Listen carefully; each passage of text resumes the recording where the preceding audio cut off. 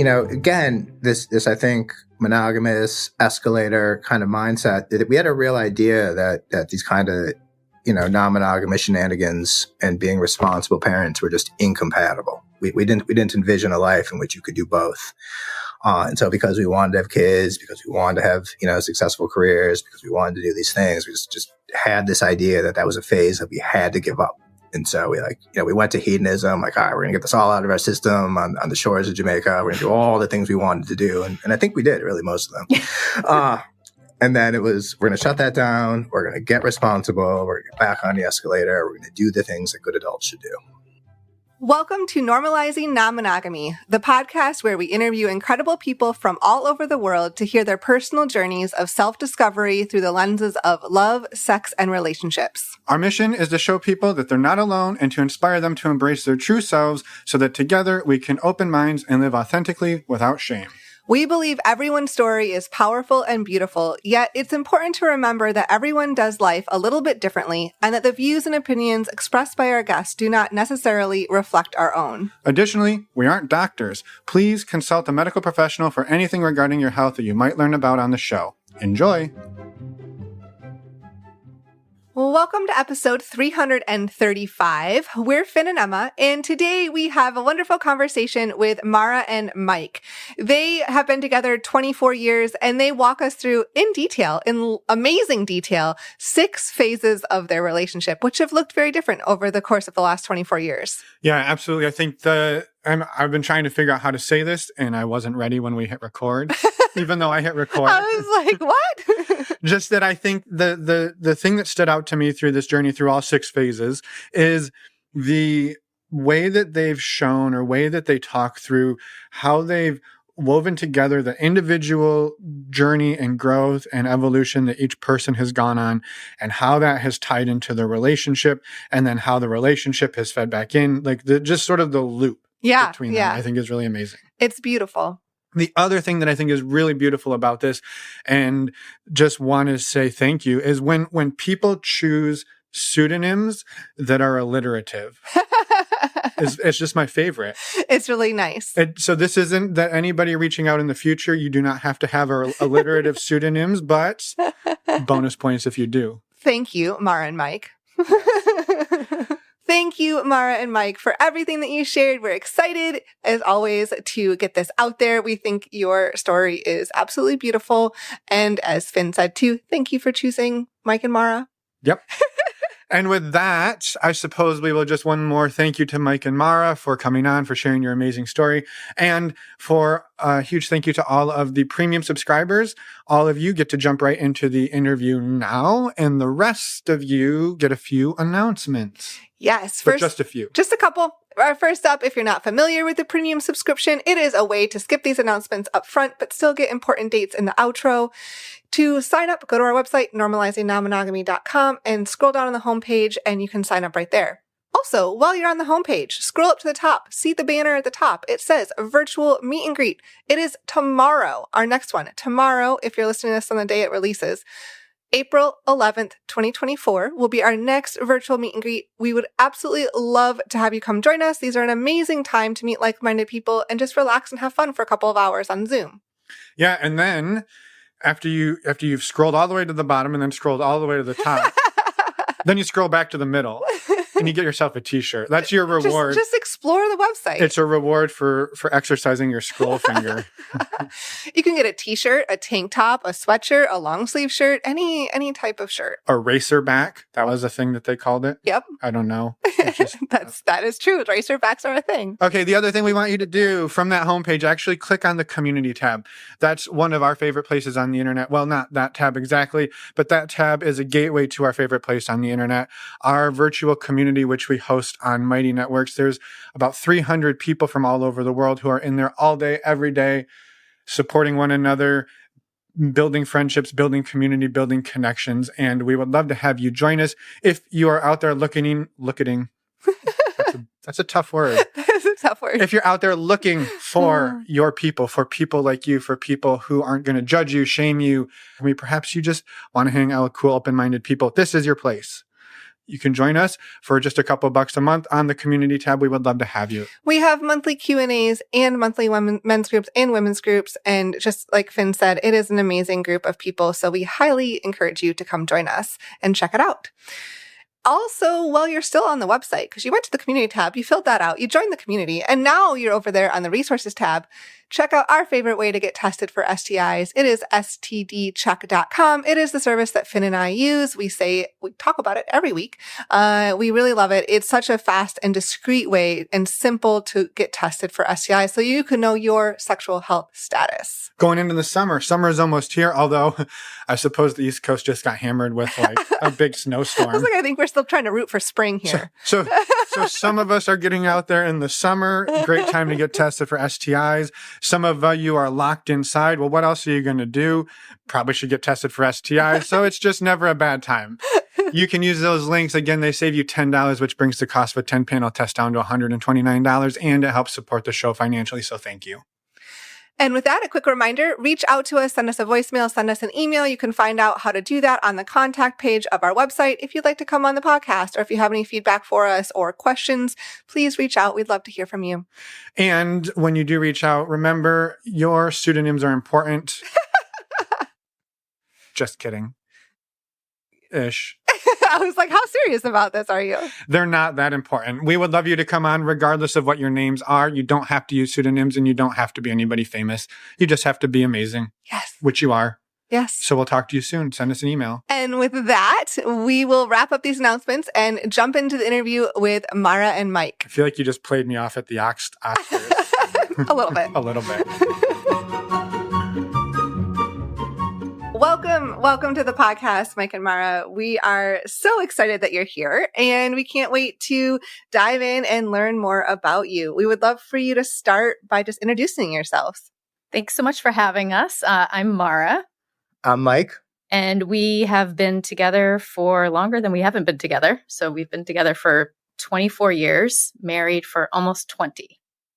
We've been non-monogamous almost the whole time.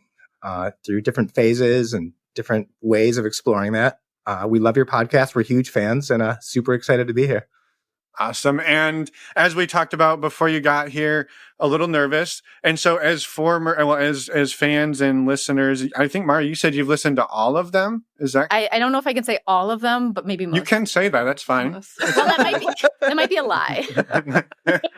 Most. All right. So, then maybe you've heard us break down the nerves in this way. We start with a question that is very divisive, and that is around how are you familiar with a grilled cheese sandwich? We had somebody from Portugal on a few months ago who was not familiar with the sandwich, so we had to change sandwiches. But grilled cheese, yes, familiar. Yes. We are, yeah. Yes. When you cut your grilled cheese, do you cut diagonal? Do you cut like straight across, or do you do force? How is your grilled cheese cut? Yeah, I cut it straight down vertically down the middle. Okay, but that's wrong because diagonal is clearly right. I agree.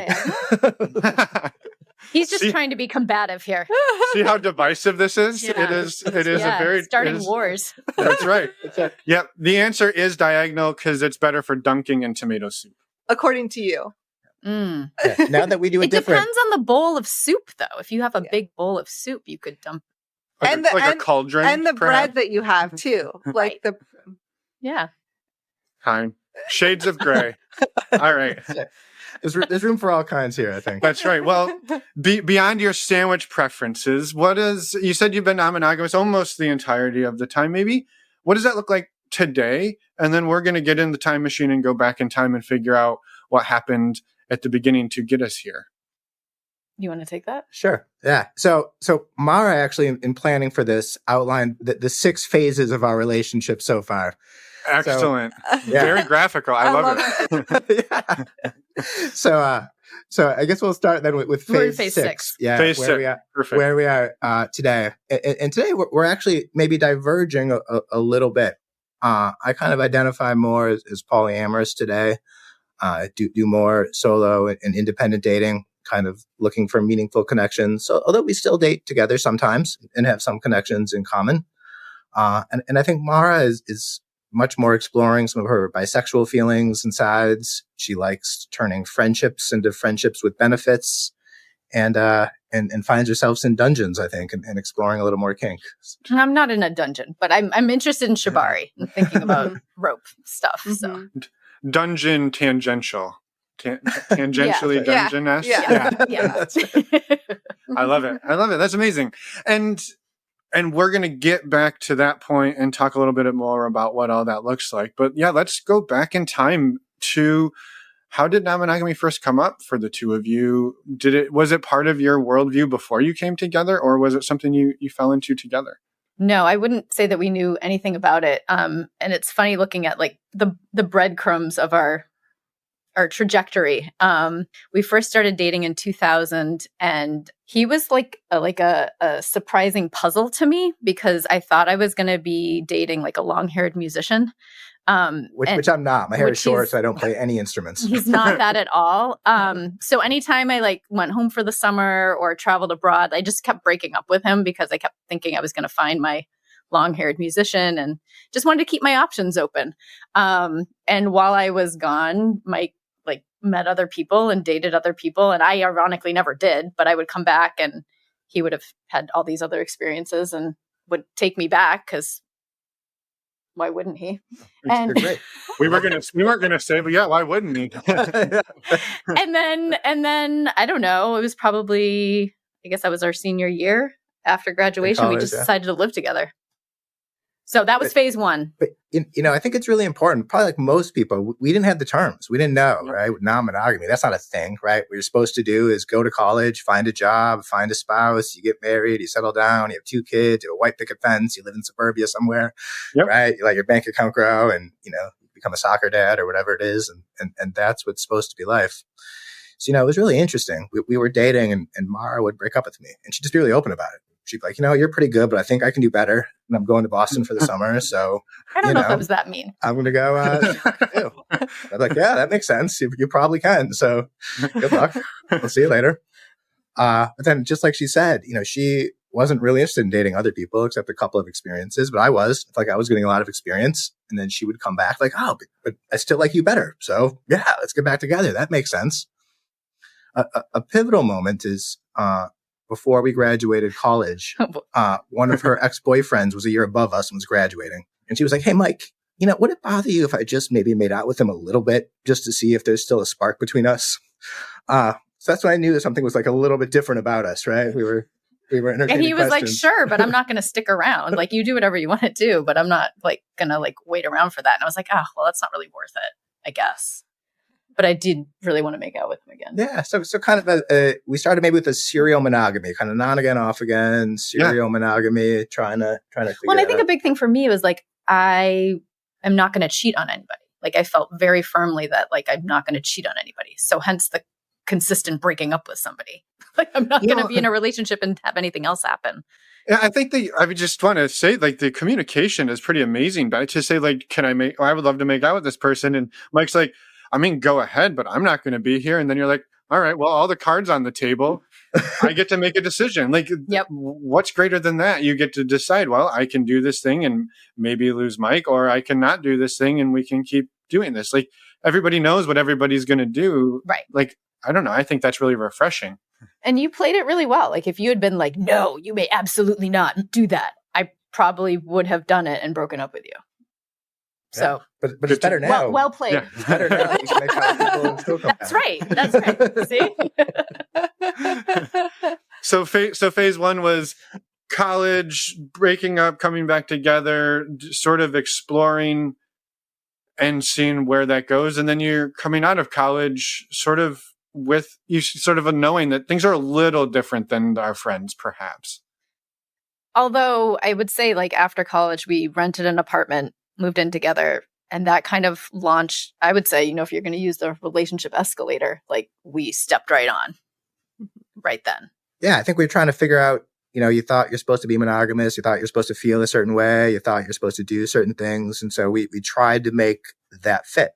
And it was a challenge because Mara was very individuated at the time, and her independence was very important to her. She didn't want to say where she was going. She didn't want to say when she'd be home. She didn't want to be accountable or answerable or anything. But we were also trying to live together and create this, moving towards marriage. And yeah, it was a lot of trying to figure out I think enmeshing is a term I've used. It was like trying to figure out how to enmesh and create this monogamous partnership like we thought we were supposed to. Right. With some resistance, though. It sounds like resistance to. It was tricky. Yeah. I mean, I definitely remember feeling like a bristling of like, you're trying to control me, you're trying to like tell me what to do. Like, I don't want you to feel jealous. Like, why are you feeling jealous of my time with other people? So there's like a lot of tension around that. And I think, that phase 2 was about 3 years until we got married. And I think at that point, we'd sorted out things and communicated, but we were monogamous that whole time. Those 3 years. Yeah, that 3-year phase. Yeah. And then we segue into phase 3. I think you should talk about that. All right. So we were talking about this. We were preparing a little bit. And so we decided to call this the Sailor Jerry phase of our relationship because it started with a bottle of Sailor Jerry.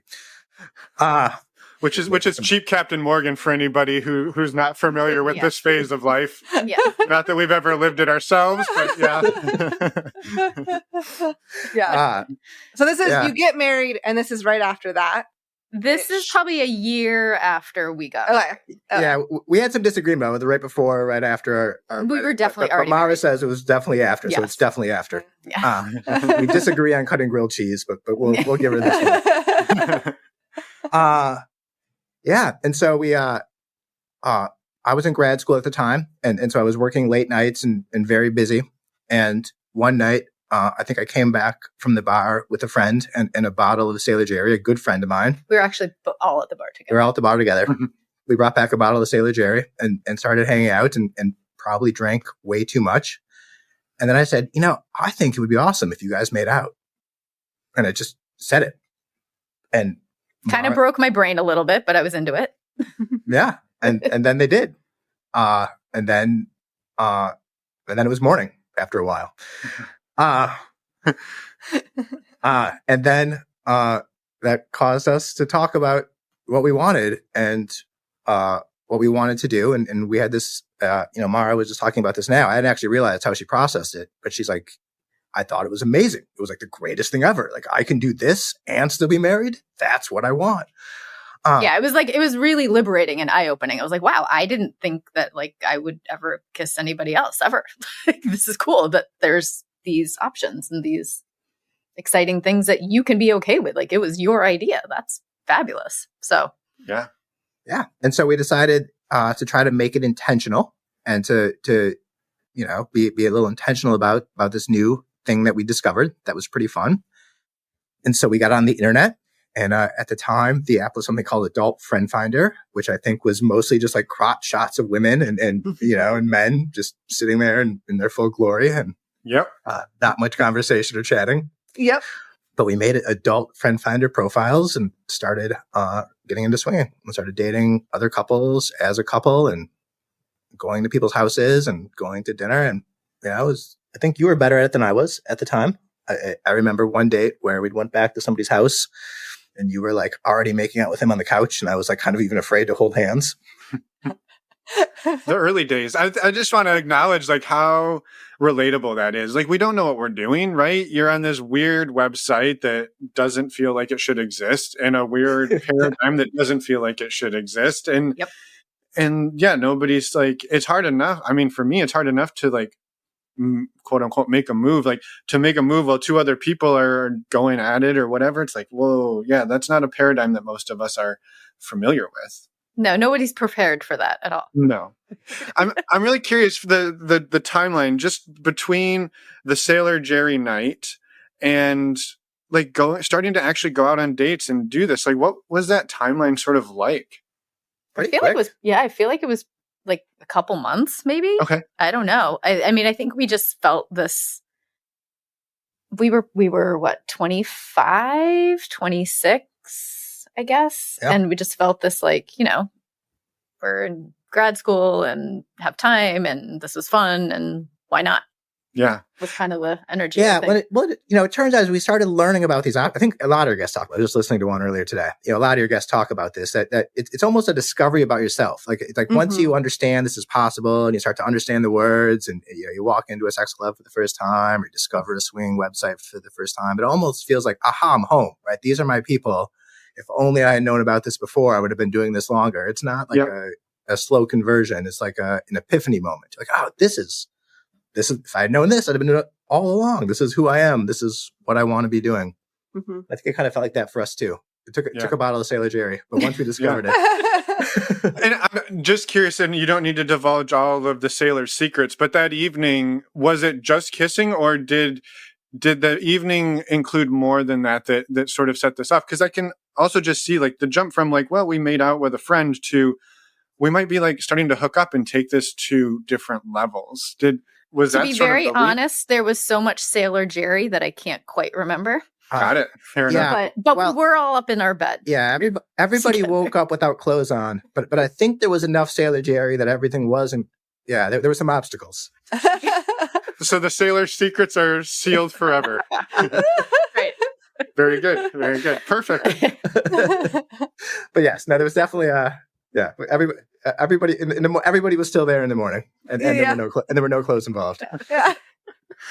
Amazing. Okay, so you start dating, you go out, and you're starting to meet people. What? Yeah. So we're still in phase 3. Yeah, dating as a couple. Yeah, dating as a couple. Yeah, very, very exclusively. That was very purposeful. Is we had a lot of conversations at the time about that we needed this to move us together. We needed to feel like it enhanced our relationship and needed to enhance our love for each other. It was a way that we were trying to, expand our sexual interest and passion for each other and some curiosity and some excitement, but it was very purposefully designed to be bringing us together and maintain us together. So always together, always in the same room, always on the same page, always with lots of discussion. Yeah. And it was really successful at like enhancing our relationship and sparking more excitement and was really fun. In what ways? Like, if you'd be willing to dig into that a little bit, like in what ways did you sort of see that fuel you two? Well, I think I'd learned that it's a huge turn on to watch him with another woman. I really enjoyed that. That was surprising to me. I wasn't sure how I would feel. And then it was like, oh, wait, I actually kind of like that.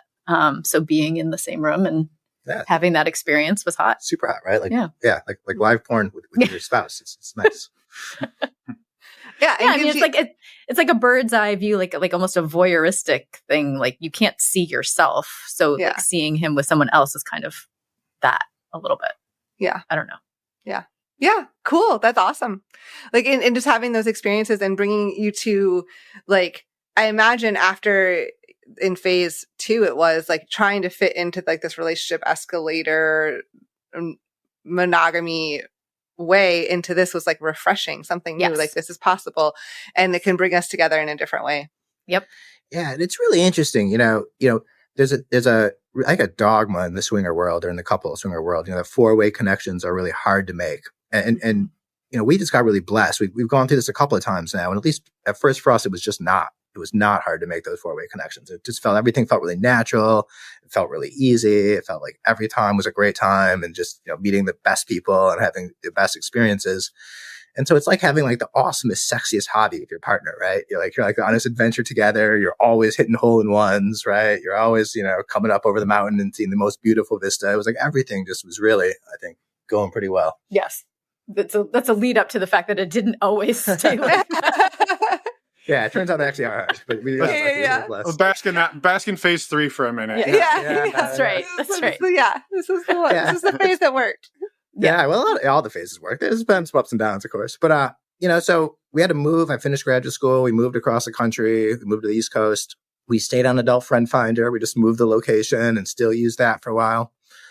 And then, we started thinking about having kids, and we decided we wanted to culminate it in a trip to hedonism. And so we went kind of all out, went to Jamaica, did all the pre-planning, going to meet people that we'd already talked to online. And I think I had a really good time. It was really fun. It was great. I mean, I saw it as like the last hurrah. It was like in my mind, it was like, this is the last fun I'm ever going to have before I have kids. So, yeah. It was great.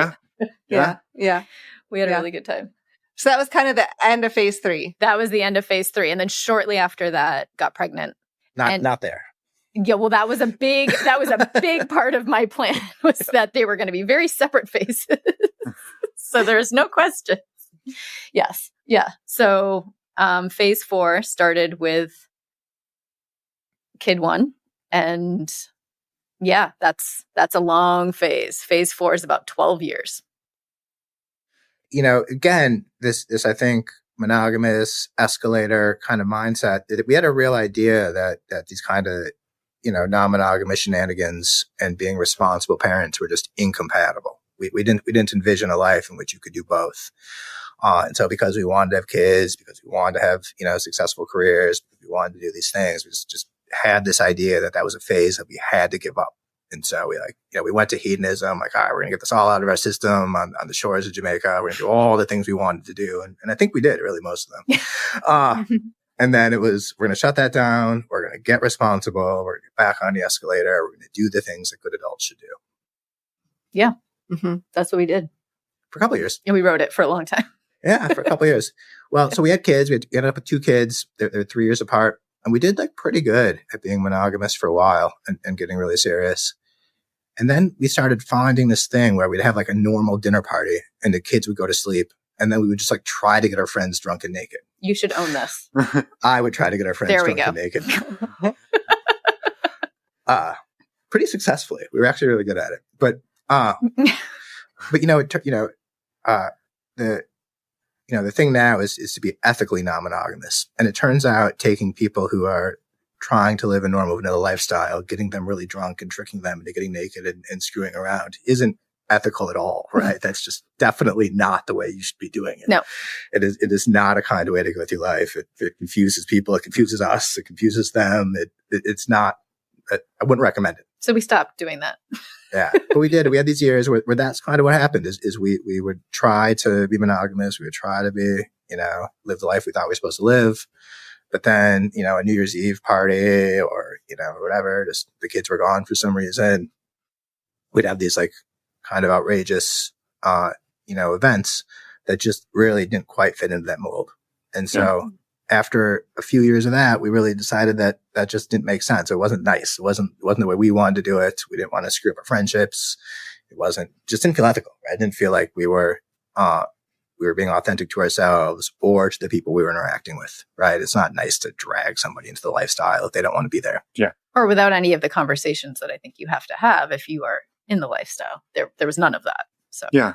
I mean, I want to say I appreciate you sharing this sort of part of this journey, because there are a lot of people that we've talked to and that we do talk to just in our moving through the world where that is they'll get started there. That's a very common place to get started. Yeah, we got drunk with our friends and we made out and stuff happened and we didn't know any better. We just did that for years and years because we, like you said, there's not the words, there's not the common language or the structure to be able to do this in a way that is, I want to say keeping everybody as safe as possible, that everyone's opting in, so I'm grateful that you share this and I don't want to say owning it, sure, but just that was a part of the journey and that it really didn't work, that you've seen both sides of it and experienced both sides. And I'm really grateful that you shared that. So thank you. Yeah. And I still kind of hope if you come over to our house, you feel like it's a safe space to get naked for the first time if you want to. That's totally okay. If anybody's listening, you're still welcome to do that. Yeah.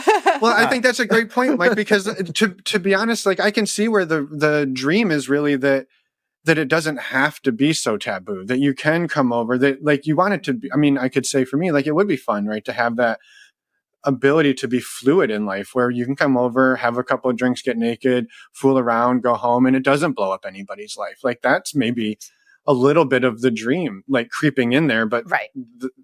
It's tough to do it in that way so fluidly without talking about it. Right. And that's, I think, the issue is that as our goal is to have a community of friends who are in the lifestyle and have these kinds of conversations already. And then you're already at that point. But these were all friends who were not having those conversations or even having these thoughts in their heads at all, which made it really tricky and impossible to.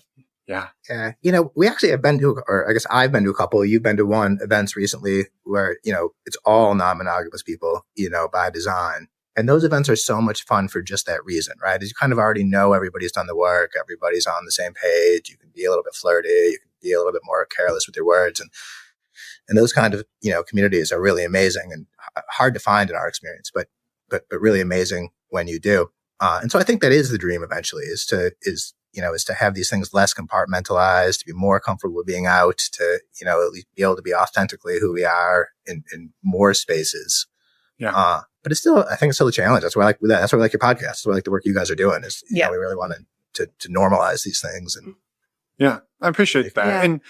And too, even in those spaces where it is all perhaps non-monogamous people, like the possibility is there, but it's not a guarantee, right? Like you could go the whole evening and it's just a little bit of flirting, or maybe nobody's feeling it and nothing happened. Like it's sort of the possibility is there without the expectation or the pressure. Right. Which I think is really awesome. Like I'm learning that I haven't been to very many events like that, but the one that I have was really, really fun without having that pressure of like, you're not going on a 4-way date with the expectation of like, things go well, this and this, but if it doesn't, then you have to be like, oh, sorry, and feel bad. And we got a babysitter. How could you do this to us? Yeah. Right. Well, yeah. Well, we're gonna get to that. We've had phase 5. I understand. Yeah, that's coming. Yeah, definitely that's coming. Yeah, absolutely. But no, it's true. But just because you're open to something doesn't mean you're open to something with them, right? And that's a real, I think, important caveat. But even still, I find, and we were talking about this earlier too, in our talking about this podcast is. I find that openness in this way provides a lot of openness in lots of ways, right? People who are open about relating are probably open about food. They're probably open about spirituality. They're probably open to new ideas. And they're just fun people to be around, right? It's just, there's an energy in the room and an excitement in the room and just, a way of engaging with life and themselves that I think is really fun. So even if we're not going to have fun in like the close off sort of way, I think it's still, it's just great to have that energy around and those people around. And they're usually really good, exciting people. Yeah. Almost like just the openness, of their personalities. They're open to anything in life, right? And that yields usually cool stories, cool adventures, cool people. That doesn't matter if the clothes come off or whatever. Yeah, right. That's exactly right. All right. But you weren't there yet. You were. We're still in phase 4. That's we right. We didn't know any of this. Yeah. So I've seen all of my friends' wives' boobs because we've gotten them drunk, and it doesn't feel good, right? Started to not be great. So we move into phase 5. So I think it probably started with our 40th birthday. We rented a house, invited a bunch of these same friends, which I don't know, maybe this is still phase 4 because it's transitioning. Yes, it's a gray area. It's all the same people, but maybe they were more into it or they knew what to expect. Well, anyway, there was a hot tub. Well, no, one of our friends actually set this up. Oh, right. Yeah, no, because he knew. Yeah. So we rented a couple of houses for the weekend, all on the same lake. And he had sent out an email saying, it's Mike's 40th birthday. And mine. I'm sure we have our birthdays at the same party, but he wasn't worried about it. He's like, I'm sure Mike wants to see all of our, a lot of boobs. So we're going to have a naked party on Friday. And if you don't want that, come on Saturday. And so it was already kind of prearranged. I hadn't seen the email. I had no idea. I was kind of amazed when the party turned naked on Friday, but it was all prearranged. It's a very, very exciting birthday. It was very fun. Yeah, so that was a really fun weekend with our friends, and I feel like it was like a taste of like flashing back to like what we'd done before kids. So it was like, oh, this is exciting. Like we're getting some of this back. And for some of these friends, it was like the craziest thing they'd ever done. Like, what? We're like naked in the hot tub. So that didn't feel inappropriate like some of the other things had. I didn't feel like anything. There was more. I was having a great time. A little inappropriate. but Mara was very comfortable in those situations. It was. So that was kind of a transition into phase 5. Phase 5. And I think at that point it was like, oh, let's like start doing more things like this again. Like that was really fun. Remember that? Remember back then when we did things like that? And let's be ethical and purposeful. Yes. Yep. So we went to a nudist campground that summer, which it's closed now. So it doesn't exist anymore. Yeah, it doesn't exist. But I was going to say it was mostly like nudist, but it definitely took on a flavor of swinging. But not usually. Weekend. I think we did that. Mike thinks we maybe made that happen. I'm not so sure. You're the reason they're closed now. Yeah, think so. I think they might have. Yeah. Sorry, all the fans out there. You can't get naked in Vermont anymore, and it's our fault. Oh my God. Yeah, but it definitely was. It was definitely a nudist campground. You know, that's different. Lifestyle and nudism are different. They're different places and different spaces. Yeah. But we got there and we had rented it's a campground and they had some rooms. We had rented a room in their house, and we had a balcony overlooking what was going to be their dance floor and disco. And it seemed like a really good spot, right? We can like look at the disco, we can see people going in. And so just like throughout the day, we were just like inviting people to come and like have a drink before they went to the disco to like, cause why not? Right. We have this beautiful room, this balcony overlooking the disco. So, you know, we hung out with some people during the day as you do and made some friends, and we got them all back, to our room, before the disco. And I guess that's never happened before. Like the owner came by, he's like, wow, you're having a party. Like, did you guys all come here together? We're like, no, we just met, you know, today. And he's like, and you're like all hanging out on your balcony? I'm like, well, yeah, we're going to come dancing. Like, what? Of course. But then, you know, that porch party turned into a disco party, and then just not everybody went home. Some of them just came back to the room as happens, I guess, in those situations. Well, never there, but allegedly. They're not supposed to be there. Yeah, exactly. Yeah, that's not what we're supposed to do there. But I would say that was the first experience with people not our friends. Like nothing happened sexually at our birthday party other than nudity. So this experience was the first time since before we had kids. So that felt very pivotal of like, oh, wow, okay, we can, you know, meet other couples and swing again. And yeah, and they were hot. They were really hot. Yes. Mm-hmm. Yeah. So that was fun, like to come back after that and like go back to work and like, you know, fantasizing about like, oh my gosh, that was an amazing experience. Like, how can we do more things like that? And I can't remember if we, was it that same summer? Yeah. So then we booked a trip to Desire because it was obviously the next thing to do. As you do. As you do. Yep. As you do. Yeah. And, you know, we went with just this, like, we don't really know what we're doing. We don't really know where we're going. Let's just go figure it out. We're going to make sure we're in it together. We're still in this very couple-centric. We're swinging. It's to make our relationship closer phase. So we just went with zero expectations. And it was just, it was like a life-changing, mind-altering experience. It was just probably the greatest thing that's ever happened to us, I think. It was really fun. And again, we're still in this magical phase where four-way connections just fall off trees and land in your lap, almost literally, right? That's a pretty awesome thing, by the way. Oh my God. It felt so blessed. We had two. I mean, it wasn't more than we got in there, you know, for anybody's gone, we got there like during the phone party. It was like, we're like, what is this place? Oh my God, there's like this party happening like right now. You know, so we just like jumped in the pool. But then, you know, we went back to our room and checked in, and then we went to the bar to get a drink, and somebody approached us like, hey, you know, you guys seem kind of normal. You want to say hello? We're like, yeah, we're totally scared, you know, nothing. Like, hey, you know, we think your room might be right next to ours. And we're like, well, that'd be a crazy coincidence. Let's go find out. And so we went back, and it turns out that our rooms are right next to each other, as this couple knew. And then we just didn't leave the room for a few hours, right? And it was just like, you know, and like that was like our first like 2 hours in Desire. It's like, oh my God, we found a couple that we like meshed with perfectly. We just got off the plane to a phone party, and then this awesome connection with our roommates, you know. And we learned later that they had seen us out on the balcony. That's how they knew.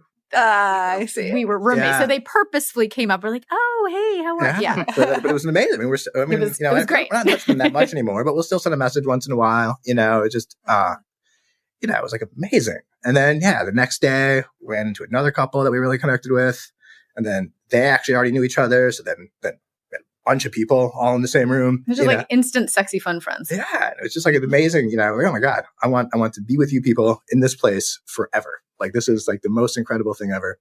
It turns out that like 3 days is our limit, though. Like at the third day, we're like, okay, you're ready to go. Yeah, you need some sleep. I don't think we can stay there forever. Yeah, you can't just drink and have sex all day, no. every day, forever. You can try. You can, but forever gets a very finite number of years or days or weeks. Yeah. That's right. Yeah. Yep. But it was, you know, and that was just like a turn where it's like, we have to do this. This is obviously who we are. We keep coming back to this. We tried to go in and out. I think at that point we came back, we're like, we're coming here every summer. Like, we're just going to do this every summer. Yeah. I mean, you know, and we got back on the apps at that point, no longer Adult Friend Finder, but but we're still on SLS now. We got like full back into swinging, and just the whole thing. Met a bunch of friends, some of whom are still friends. Got a couple of comets, kind of from that phase who will drift apart and drift back in. We just saw some the other weekend. So yeah, really pretty successful phase. Yeah, things were going great, really, really fun. And then April 2020. Well, before we hit that terrible time of life, I was just curious, was it mostly going to Desire was sort of your outlet for this, or were you also going on dates and kind of exploring when you were at home as well? After we came back from Desire, we started going out on couples dates. Okay. And did that throughout the fall and winter. Yeah. Again, using the apps and trying to meet people. It was so this is also where we discovered that four-way connections can be kind of tricky. They don't always just fall out of trees onto your lap. That actually there are sometimes differences in personalities. There's some differences in desires. There could be some differences in desire levels between us. And so we had a couple of magic phases where it just seemed like, every date was a magic date, and everybody loved each other right from, making eye contact. And that, that period started to definitely peaked at Desire and then kind of started to fade afterwards. We did make some great connections. Again, still see some, but we weren't batting 1,000 anymore. We're starting to come down with the rest of us. Yeah, Yes. Right. We're starting to swing and miss once in a while. It was very unrealistic. Yeah. From the beginning. Yeah. But it sounds like you found a stride there for a little bit, and then Pandemic. we hit March And then the 2020. pandemic. Yeah. Then that happened, and that was like, oh man, like when like everything else, it was, we just kind of closed up. And I remember feeling jealous that like we didn't have like a pod of people that like we knew that we could have like, still hung out with, but we just like a polypod. Yeah, like that would have been fun, but like we weren't in that phase either. And, our kids were little. And so anyway, that was another probably year of like back to like monogamy land with kids and, Yeah, a little bit. Although I think we went to like, there was like during the lockdown, we just locked down. Right. But then as it started opening up again. I think the next year. Right. We started going to house parties, I think, a little bit. We got back on the sites and started dating. We went to Desire again, right? But less successful. This is where we were starting to miss a little bit, I think. Yep. This is the transition into phase 6. Yeah, yes. coming this to is it. The yeah. beginning. You can feel it. It's happening. Yeah. Yep. Yeah. Yeah. And I think it really gets exemplified in our second trip to Desire, which, we remember this first trip was with such fondness, and we brought some East Coast friends with us. And we arranged for some of the people we'd met the first time to meet us there. And so we felt like we were going to go and we were going to know a bunch of people and it was going to be great. And we did. And like, it was amazing. Like we got off the plane and like jumped into the pool and like all of our friends were there already. And it felt amazing. Mara gets swept away by this guy within, 45 seconds of taking her clothes off. Long-haired musician. I think he might have had long hair. No. But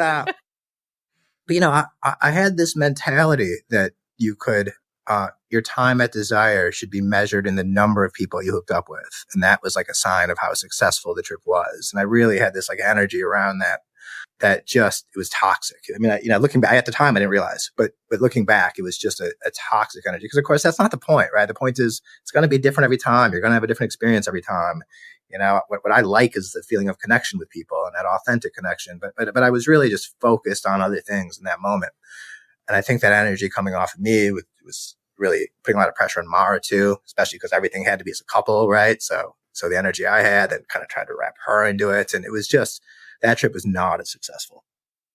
It was well summed up. Yeah. I mean, I remember feeling like just having some experiences of like, yeah, I don't know that I really was into that or really wanting to do that but I just want to say too, I think that's such a relatable, I mean, we've gone through that experience and I think we talk to a lot of people who do as well of that sort of scarcity mindset that, well, when will we ever have this chance again? At least that was sort of what happened, I think, for us very early on was we'd go out on dates with people that we should have backed out on like 10 times throughout the dinner and then the drinks. And it, like each time we're like, oh, we'll just, it was always this like, well, but when would you ever get to do this again? And instead of being like, there's more, you don't have to have such a finite approach to it, that it is really about the human connection and that there will be another time. But, desire, I think, amps that up too, where it's like, well, we paid thousands of dollars to get here and be here. Yeah. Yeah. We have to like get some results. Right. And if you're measuring results in like number of people that you get to hook up with, those are tough metrics. Well, and I think the irony is that like the first time we went, we had zero expectations at all. Yeah. And it ended up being amazing. And then the second time we had all of these expectations and, so there's a lesson there. Yeah. Big lesson, right? Big lesson. It's a long game. I just heard somebody talking about this the other day, right? You got to think about, there's always another chance, right? The fact that I'm good at making connections means I'm good at making connections. So if this one doesn't work, there'll be another one in the future, right? And that's the whole point, is to have that patience and know it's a long game, and know there'll be other opportunities. And whatever scenario it is you're playing in your mind that you really want to experience, there'll be another chance, right? You don't have to put the pressure on this moment. Take a breath. You're on the beaches of Mexico. Enjoy it, right? There'll be another chance. With your beautiful wife. With your beautiful wife. That's exactly right. Amazing. Yeah. But thank you for sharing, I guess, thank you for sharing that you had that mindset, that is something that like you struggled with and that you had to shift, because I think it's so common, and calling that out, because it's easy to go there. It's easy to have that mentality and harder to shift it when you're there. So, when you're in that, and I appreciate you naming that and sharing, because I think it's important to remember that that's not really the goal, even though it's easy to fall into that mindset. Yeah. And I wish I could say I got past it in a weekend, but I didn't. Like, I really brought that energy back home with me too. Like, it became a real problem. We're still on the apps. We're still trying to date as a couple. And I'm still bringing this energy of like, hey, I'm super busy at work. I took tonight off. Like, this is what we're doing. We got the babysitter. Like, we're going to go do this. And I'm like, yeah, I'm not really feeling it. I'm like, what are you talking about? Like, we've just had 2 drinks, have a third one. Let's go. And she'd be like, nobody, what are you doing? Not this. Nope, not now.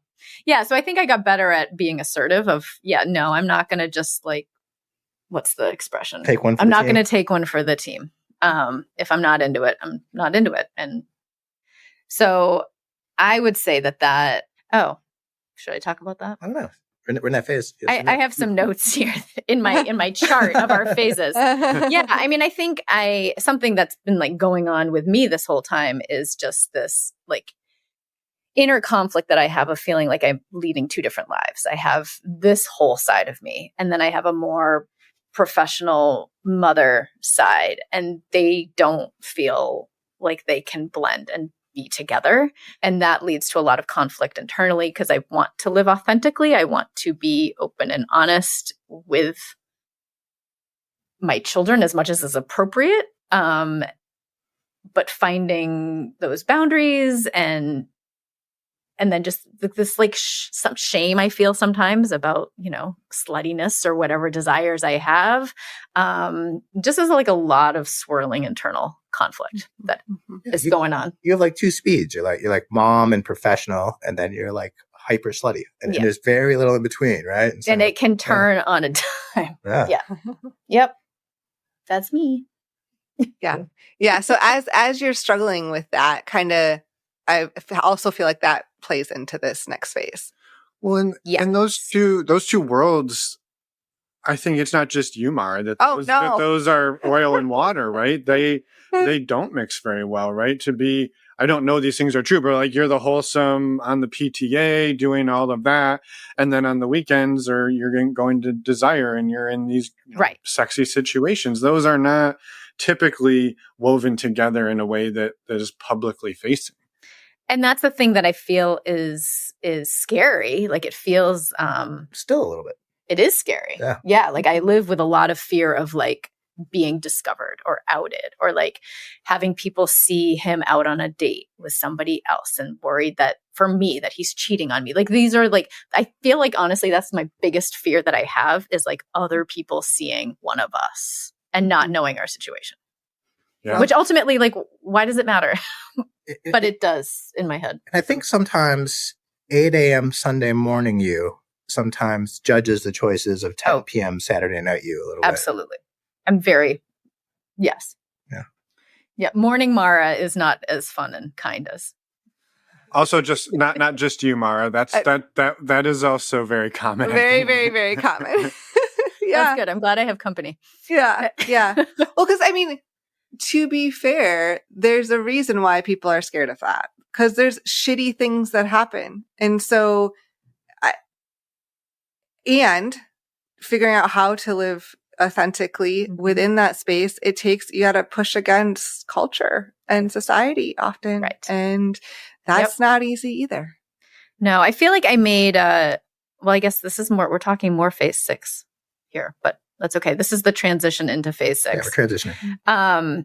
That I had this line between, this world and work world and feeling like they can't mix. But I was at a happy hour with some coworkers a month ago, and she just as an aside mentioned she was on this certain app, which I was like, oh shit, that's the app I'm on too. Like, is she going to see me? Like, how's this going to go? And she also casually mentioned something about like non-monogamy and not feeling sure that monogamy was for her. And I just was very aware that it was in this pivotal point that our friendship could go 2 ways, and I could not say anything and it would just stay very surface level, or I could, drop this huge bombshell on her. And I decided to go with the second one. I was just like, hey, so funny thing, and just kind of told her about me and Mike. And it's been awesome for both of us. I feel like that was kind of pivotal. She has started like, coming up with these cool ideas of like a magazine about like openness and sexuality. And like, I felt like just to like have a friend that I work with that feels like it can blend those two worlds together helps me with that feeling of separateness. Yeah. That, okay, it doesn't have to be something that I'm like ashamed of at work. I can have certain people that I decide to share this with. Yeah. Yeah. I'm so glad you said that. And you said ashamed. And that was like the word that kept coming up for me is that we go into these environments and we can't be our whole selves and we hide that and there's shame and we're afraid, well, what's going to happen if somebody finds out? And then, when you find the other people who are your people, even if they're not exactly your people, but they're enough of your people, they're like, oh, we know the same language, we know the same words, we get it. Like, that's so freeing. Yeah. It's also true, the shame is funny, right? Because there's all this societal pressure. But I would much rather ethically decide with my wife that we're going to see other people in an open and communicative and supportive way that keeps our family structure intact and keeps our values together than, whatever, just the half of all marriages that have infidelity and end in divorce, right? I mean, to me, this just seems like so much, why would we be ashamed of doing something that's actually loving and compassionate and communicative and consensual when there's so many other people who pretend to be those things, but aren't, and so I really like to push back on that shame. Like I try to think that at least today in our current incarnation, I don't do anything I'd be ashamed of. Right? I don't do anything that's unethical. Everything I do is with full consent and full knowledge, and everybody's aware, and it's in the context of trusting and caring and compassionate relations, that the intention is to leave everybody better than we found them and to help build everybody up and spread joy. And how could you be ashamed about that? Right. And so I really, again, that's why I like the work you guys are doing and why we wanted to be here. But, I feel like that's so important. And so you do bring this shame, but I feel like you shouldn't, right? Not if you're doing it right. Like what we're doing, I think is loving and caring and compassionate and ethical. And so, so that's part of, I think, our being a little bit more open to is that acknowledgement that, if somebody wanted to ask, I would tell them, and I would tell them why, and I would tell them why I thought it was important and why I thought it was right and all the benefits that we've gotten from it. And I think that's okay. Yeah. Yeah. I think it's such a powerful feedback loop, and, it's no secret. Well, I hate to use the word secret there, because I think the phrase, that shame thrives in secrecy, right, is so prevalent here. And what's hard is the shame is what helps you, or what maybe keeps you keeping the secret. Right. Yet the secret is what fuels the shame. And so when you can be a little more out with it, and then what you said there, Mike, was like really amazing around, I'm not doing anything I'm ashamed of, right? Like these are not things I'm ashamed of, and yet we're still afraid to talk about them. But if we could talk about them and be like, actually, no, I'm not ashamed of this. I'm proud of this. And then if other people can be like, yeah, you don't need to be ashamed, Mike. Like that thing you're doing is cool or whatever. Like the shame dies and the ability to come out a little more dies, and then the shame dies. And so it's like having to turn that around. But like, that's like turning around a cruise ship. Like it's not easy to do. That's exactly right. Not easy. Not easy. And some people's heads would just blow up, I think. If they... Yeah. Well, that's why, it's who knows about this is a very, friends know, but that's it. Yeah. Because it feels very scary. Well, different people know different things. Like my family knows that we went to hedonism and desire, but they don't exactly know what that means. Right. Like, so people know stuff. Yeah. So now, I guess we're now in phase 6. Phase 6. Yeah. So phase 6. So I'm bringing this terrible energy, right? Because I really, Mara's got these conflicts about how much she wants to be engaged, these feelings of shame. I don't share those feelings, and I'm bringing this terrible, like, we got to do it. We got to do it now. We have limited time. You're being really hard on yourself. Yeah, it was a bad energy. Yeah. I was bringing a bad energy. It wasn't great, but it wasn't. Yeah. So we're trying to figure out how to deal with this. And then, we're post pandemic, and I end up going on this business trip. And it's in Italy. And I go by myself, and I'm super nervous about it because, I don't really know anybody there. I kind of know a couple of people, but I'm not really going to know anybody. It's a big deal for me professionally. And I'm just prepared to have the most intimidating, worst time at this thing. I'm going to go. I'm just going to be in this beautiful place at this incredible opportunity. And I'm just going to be shy and awkward and terrible the whole time. So I go with these terrible expectations about how this is going to go. And Mara doesn't believe me. She's like, you're going to Italy for work. I was like, stop complaining. You're going to Italy. You're leaving me and the kids for a week. Yeah, what is wrong with you? I was not in that mindset. But I went. I know. Right. It's the world's smallest violin. Yeah. I can't roll my eyes big enough. But I go, and it's this beautiful hotel, and it's this beautiful sights. And, I just invite myself to a work dinner the first night. Some people are going, I'm like, yeah, you don't know me really, but I'm going to go with you. And I met somebody there. And the next day, this person's like, hey, you need to meet this other woman. And so I met this woman, and we just hit it off. We had a drink together, and then had every other meal and talk and coffee and walk and everything just for the rest of the week. We just it was just inseparable. And it never turned sexual, but it was just a really intense, very, very strong relationship. And so that week is amazing. I'm now, my boring work week where I'm not going to know anybody is now drinking cocktails with this amazing woman on rooftop bars, throughout Italy. The violin's getting smaller. Yeah. right, exactly. That's how Mara feels. Yeah. And so then I come back from Italy with COVID and this incredible crush on this woman, and so. Quite the combo. Yeah. Yeah. So, I'm isolated in the basement because I have COVID and trying to explain what's going on in my head to Mara, who, we'd always been together, always been a couple. Everything we did for each other. It was always, this real swinging mindset and togetherness. And I'm like, yeah, I think some things need to change in our dynamic. It turns out that I have the ability to attach to other people, and it feels really good. And she's like, what are you talking about from the basement, you jerk? We need to have actual talks about this. And so we did, and we had these realizations that we kind of just wanted to move at different paces sometimes, right? And that the pressure I was putting on during dates wasn't fair. But it's not that she didn't want dates. She did, just not always with the same people or at the same timeline that I did. And she was learning some things about her sexuality, and she was starting to want to explore some other things in the BDSM world. And we started to realize that we wanted to do some things together, but that we also wanted to do some things apart. Right. And so that's kind of our phase 6 is, it started with this strong, really platonic, well, maybe more than platonic for me, but what ultimately ended up being a platonic relationship, helping me understand that I wanted those multiple connections, and that really felt really good for me. The new relationship energy, the established relationship energy, having multiplicity in my connections felt really good. I think Mara will talk about it, I'm sure, but I think she's still a little bit afraid of those strong emotions and connections. Yeah, we have a very different mindset about connection making, which I think is why phase 6 makes sense, because his approach is very different from mine and like what I'm looking for. So, I mean, I feel like when he did broach the subject of like, maybe we should date independently and like see what that looks like. You didn't mention this, but I was very quickly to be like, oh, okay, sure. Like it was like, oh, awesome. Because I had actually been having these feelings towards a friend and was like not sure like what that meant with our dynamic and like how this would look. But here was the window. I was like, okay, I'll jump through that. Like that sounds great.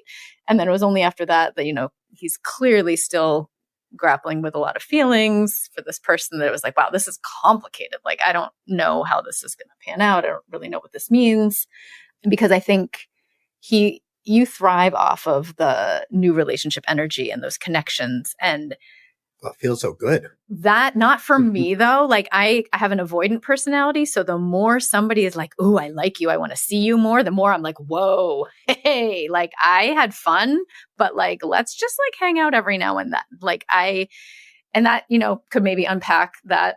I haven't been unpacking that with my therapist. Like, I think it goes way back to childhood, but that's a personality difference between the two of us. And I'm learning to just kind of name that with people. Like, hey, I tend to be, you know, a little avoidant. Like, it's not because I don't like you, but like, I don't need constant texting. I don't need constant communication. Like, it feels better when it's less sometimes. Mm-hmm. And so realizing that about myself and knowing that like there were some situations that we got into where I just withdrew very quickly. No, like just ghosted, just like no conversation, just because it felt really uncomfortable and scary. Like, oh, nope, not doing that anymore.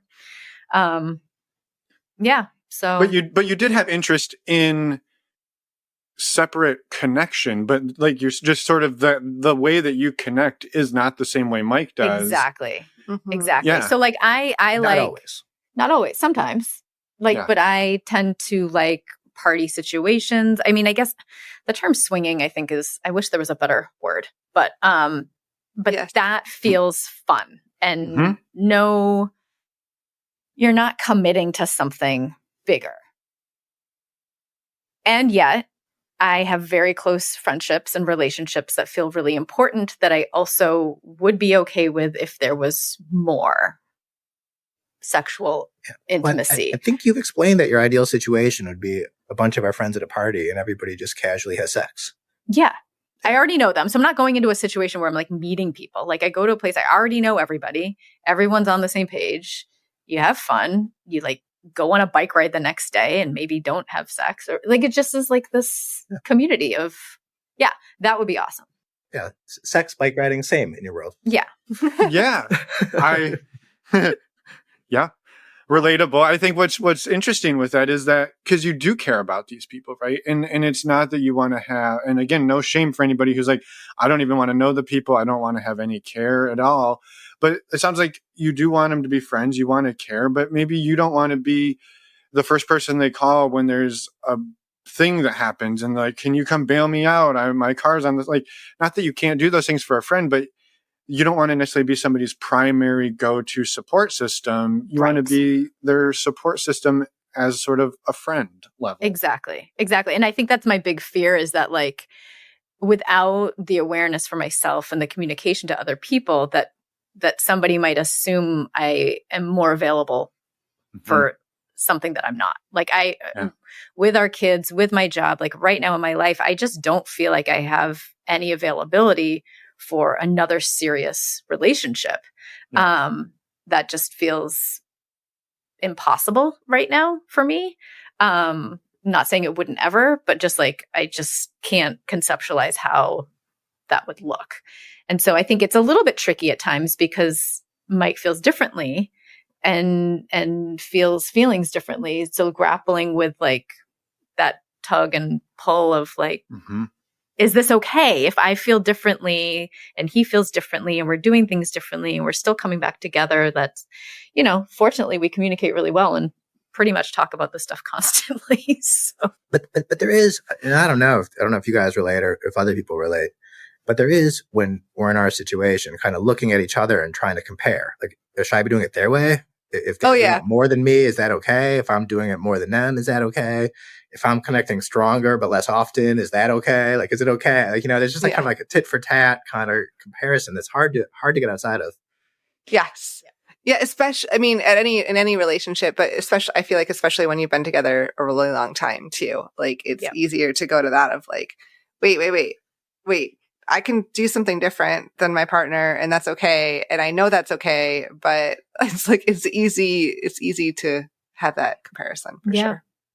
Yeah, and then that's coupled against our like actual family responsibilities also, right? So so I have a couple people I'm trying to fit dates in with. But then, so I kind of view independent obligations to those people, but Mara kind of sees them as all coming out of her bucket and the family bucket. And so it becomes, there's like calendaring becomes tricky, and understanding what evenness looks like becomes tricky, and understanding, she's like really resonating right now. Yeah. Finding ways to talk about all of that and figuring it all out. Yeah.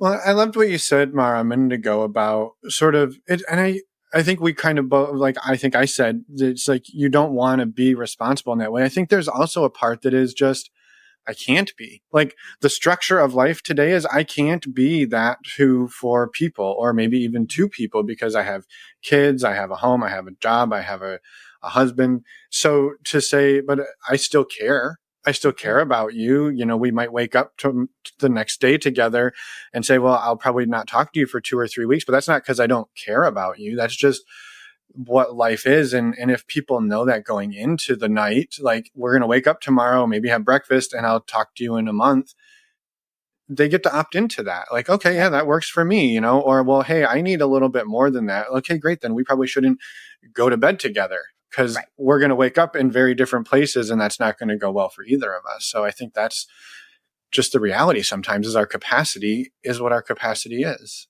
Yeah. And I think just I feel like that's the growth that I've been going through this year is learning that language and feeling that comfort and assertiveness to have those conversations and name. Because I think before that, I didn't really know what I want. I just kind of was like in experiences and like going along with stuff and then reacting to things without the tools to, front load a communication about what I'm looking for and what I want and what I need. So it definitely feels more empowering right now, more so than I ever have in my past. But, I think also one of the challenges, though, is, I love our 6 phases. I think that was an awesome way of describing it. But most of the phases were just a couple of years, right? Growth happens tremendously fast, right? You don't know what you're going to want a year from now. You don't know what you're going to want 6 months from now. I still think I'm always learning what I want, and it changes, just because of time, but it also changes because of my experiences. There's things I didn't think I wanted, and then suddenly I have them and I really want them, right? Or, things I thought I wanted, but now that I have them, I don't want them. Or, I think it's just, life just changes, and growth happens so fast in this kind of thing. And I think that's another thing that's tricky for me, that's uncomfortable. Like, change is super uncomfortable for me. And I feel like I should have things figured out and know what I want and where I'm going. And I think the more I can get comfortable with the fact that, like, I don't have to know, and I'm not going to know, and I'm just like here right now doing what feels good right now. And tomorrow it might feel different. Like, that will feel better when I can fully embrace that mindset. Let go, ride the ride, right? Yeah. Well, which to be, I think, in my opinion, is riding that ride of constant change when you are, and this sounds harsh, but when you're tethered to somebody else and you're both growing and changing in these maybe sporadic ways. And so you're just like kind of these two chaotic people bouncing around trying to figure it out, but you're also linked together like that. You're running into each other, you're running each other over, you're pulling each other apart. Like, it's just constant. And yeah, we could say, well, it's over the course of years, but it's not. It could be one day you wake up and it's just an epiphany. Like, it happens. Yeah. So we're laughing because we were talking before this podcast. Is a perfect segue to my analogy. And Mara's like, Finn really likes analogies. I'm going to make an analogy that describes our relationship. Yep. And it involves a lot of tethering and bouncing. It's you almost stole her analogy. That must mean it's a good one. I love it. No, I mean, I also think in analogies and metaphors, and it helps me process how my life works and the world works. So anyway, it's boats. So if you think about monogamy as like a canoe, a 2-person canoe, and you're like, you get married and you're given your canoe and you're like in your boat and you're paddling down the river together, and it's smooth sailing unless someone jumps ship or like you argue over which way you're going. But I feel like that's kind of what we were doing until we decided like, wait, we don't have to be in the same boat. We can have our own boats. And so, just thinking about the fact that like, I might have a paddleboard and he's decided that he has like one of those little play boats in the rapids, and we can be purposely tethered together. And then we can also like untether and like go do our own stuff, but like coming back together and like separating feels like it feels like a comforting way to think about it, as like, I've got my own thing, my own boat, and you do too. And we have, enough bungee cords or whatever that we can like be securely attached to each other. Yeah. Well, I like to think we launch from the same boat ramp and we know we're going to end up at the same destination together in the end. Right. And if I play in the rapids and you pedal along the shore, or we switch back and forth a little bit, it's okay. We started the same and we're going to end the same. And we're kind of going mostly in the same direction most of the time. Yep. Yeah. I think it gets tricky because I feel like right now, like, my job and the parenting feels like big, huge tethers that are like keeping me on the shore. So I'm like stuck there while you're off in the rapids. And I could go there too, but it just feels like I have less freedom that I know I'm putting on myself, but it just feels burdensome at times of like, I don't know. I don't know what I want. But you know some of what you want and you're going after it. Yes. Yes. Including last night. So yes. you don't need this world's smallest violin. No. It's true. And you're figuring it out. Yeah. Like you're showing that like we've been through all of these 6 phases, all of this life experience, and I'm still here figuring it out. Like yeah. I don't know how many more phases there'll be. Yeah. I love the analogy of that though. You're on the river of life together, and you might arrive at certain places at different times with different vessels, with all of the things, and beat up in different ways, but that you're sort of there together. And even if you maybe can't even see each other sometimes, but you kind of have this knowing that you're going on this journey towards a destination together. And I think it's really hard to do. And I think it's also, people are like, well, non-monogamy is so hard. And I look at it and I think, has anybody ever tried to paddle a canoe together? That is an incredibly challenging task. Like, not even metaphorically speaking. We're terrible hard as hell. it. Totally. We argue all the time. Yeah, it will test a marriage in ways that you didn't think were possible in a boat. And so, like, monogamy is not easier, especially if you're two people who, one really loves paddleboarding and one really loves kayaking. You're not going to have a fun time in a canoe together. You're just not. And that doesn't mean you can't be on the river together. So, yeah. Yeah, that's exactly it. Or maybe even choose to be in the canoe once in a while, maybe for a little period of time. But it's not like you're choosing that for a little bit and then stepping back out. Yeah, we actually talked about that. Yeah, Mara's like, we sold the canoe. Like, we didn't sell the canoe. No. We still get in the canoe sometimes. We still have the canoe. You just have to let me steer. Well, then stop running into shit. Oh, wait, that's our fault. Sorry. You're not supposed. Okay, well, hey, I'll stop coaching from back here if you stop running into stuff. That's right. That's right. So you're in front. You're supposed to tell me. Yeah. I didn't know we were going to talk about that relationship divide today. Sorry, we brought up some things. Good luck. No, I love it. I love the analogy too. Thank you. Yeah. I love this journey we've been on with both of you today. And I also, since you both are listeners of the show too, I feel like we would not do our jobs correctly if we didn't ask you about a blooper. and if you have one you'd like to share. So I don't know if this is the same one Mara would share or not, but we were on one of the apps. We were going out to meet a couple, and we met them at a beautiful restaurant. We were overlooking the water, and we had at the time we had prearranged signals. So Mara was supposed to grab my thigh hard if she wanted to leave. So I was having, this was during, phase 5. So I was having a great time and full speed ahead. Right. And I found this woman attractive, and she wasn't wearing very many clothing. And so I wasn't paying a lot of detail to the conversation. I was just kind of taking in the beautiful sights all around, and nobody was grabbing my thigh. So I thought we were like good to go. And so, dinner's wrapping up, and, the bill is coming, and I'm like about to say, so do you guys want to come back to our place, or what's happening next? When Mara's like, oh, the kids just called. We have to go. It's an emergency. And I'm like, what? Okay. So I pay the bill, leave. I'm like, what happened? Are the kids Our okay? kids were fine. Yeah. I'm like, what happened? Are the kids okay? And she's like, no, I was worried you were about to invite them over. I'm like, I was. And she's like, she's like, that was the worst dinner of my life. And I'm like, what are you talking about? It was fine. There was no thigh grabbing. We were a go. And she's like, no, that was terrible. Weren't you listening? That was awful. And I'm like, okay. I wasn't listening, actually. I was not listening at all. Yeah. No, it was a total miss. Right? Total miss. Yeah, absolutely. Yeah, I don't know why I didn't squeeze your thigh. You never remember signs, ever. Yeah, that's a problem. You figured out another way. Yeah. Yes, I got to what I wanted in the end. Yeah. That's amazing. A little bit of panic. Are our kids okay? Yep.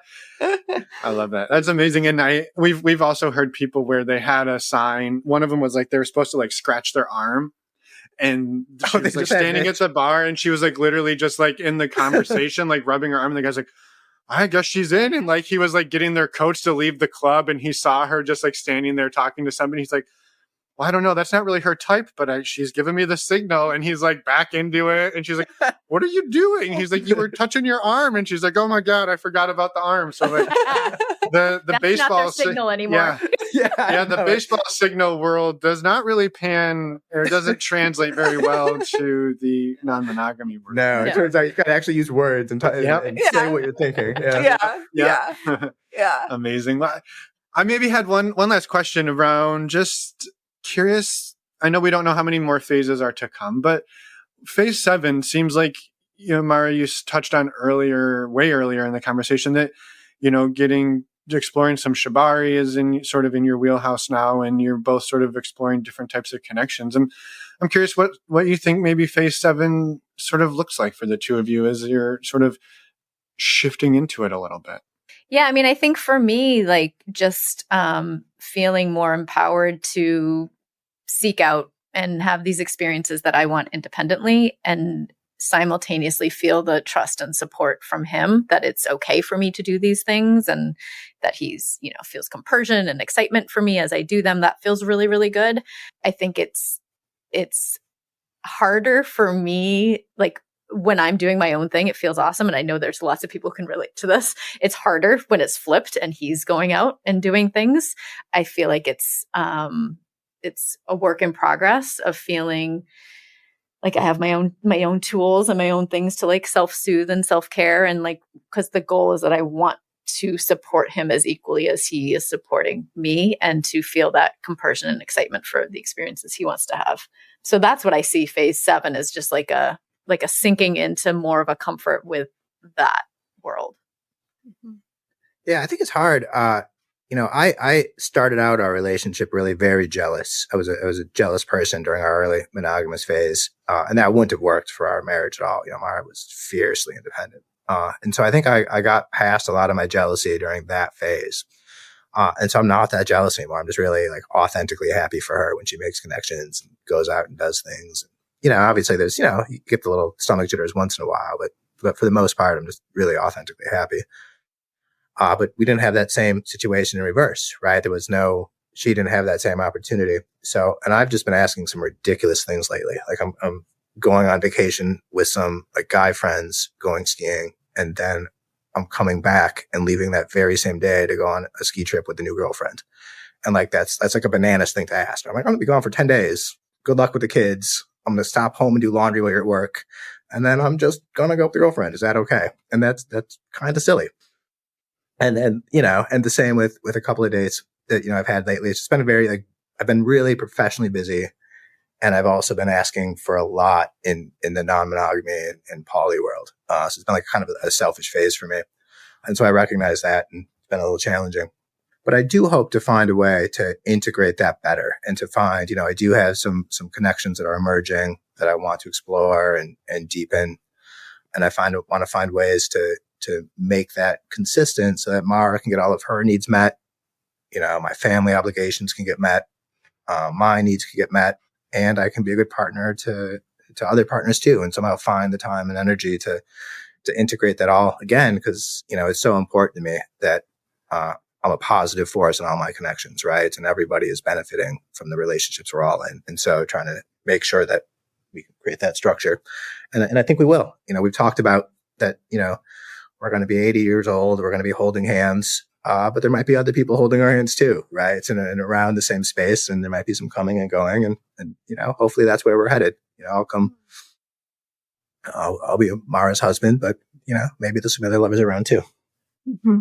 Mm-hmm. Yeah, it's phase 12. Phase 12. Yeah, no, it's amazing, and I just appreciate everything you both shared in that, because I think we can't know what phase 7 brings or how long it lasts or how hard it is. And yet you two have co-created and really lived an amazing time together of varied experiences, and like doing it in ways that like you were like, yeah, that wasn't ethical. That didn't feel good. And you can reflect on it later and be like, well, we need to definitely change. And, inevitably we're going to do more of that, right? We're going to do more phases that are like, that wasn't good. Like, what the fuck was I thinking? Like, even at phase 8, 9, 10, right? That it's I think part of the human experience is to go through that. So I'm really grateful that you two shared with us everything you have, reached out and is vulnerable. It's a very human story, and I'm really grateful for it. Yeah, well, agreed. Thank you for having us. And I can say that it does feel really good to talk very openly about it as someone who's like, oh my gosh, I don't know if I should talk. It feels good to share my story. So yeah.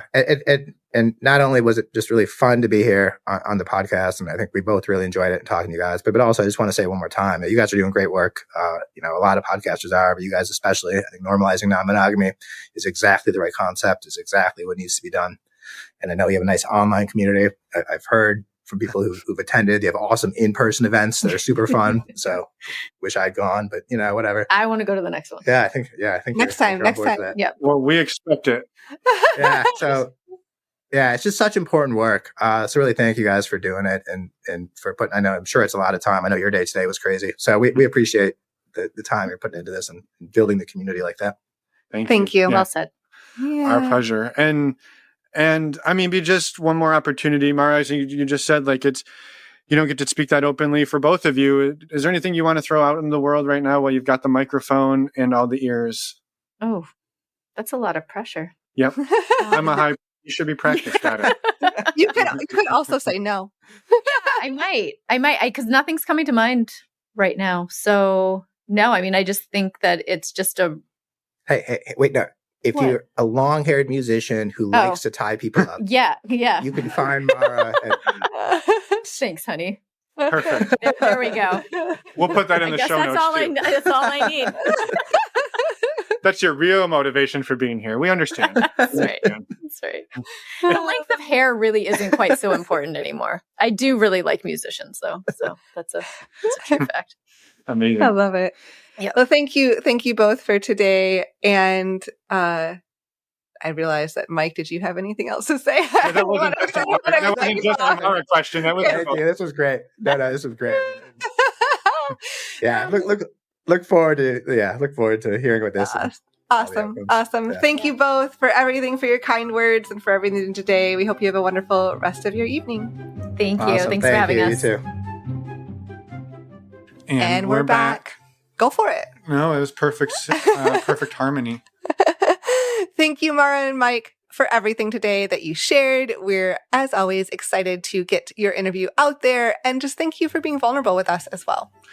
Yeah, I can't say it any better than that. Thank you, thank you, thank you. Also, thank you to some super top secret members in our community who recommended these to reach out to us and tell their story. You know who you are. Yes, thank you. Thank you. Thank you. And with that, a few quick reminders. Tomorrow is April 11th. We would love to have you join us for our virtual meet and greet. These are an amazing way to meet people from all over the world. We already told you about this earlier, but this will be the last one until probably September. So come on, get it out of your system. You can sign up on our website, normalizingnonmonogamy.com. Up on the banner on the top of the page is the way to sign up. One of the many. Yes. And I think that's it for now. Next week, we have an interview with Kat, which is an amazing interview. Come back and listen. Oh, and in the meantime, if you have questions, Finn and Miche are continuing to do the Ask Us Anything episodes every fourth Friday of the month. So please send us your questions. You can do that on our website as well. Yeah, you can do it under the contact us page. Ideally, you would send us a voicemail and we could use that recording. That would be super cool. But if you're not comfortable sharing your voice, we understand. You can send us an email. One of us will read your question in what we believe to be your voice, and then we will put it on the show and we will answer it. So thank you for doing that. And with that, come back and listen next week with Kat. Otherwise, have a wonderful weekend, everyone. Got anything else? No, I'm trying not to steal your line. Bye, everyone. Thanks for listening.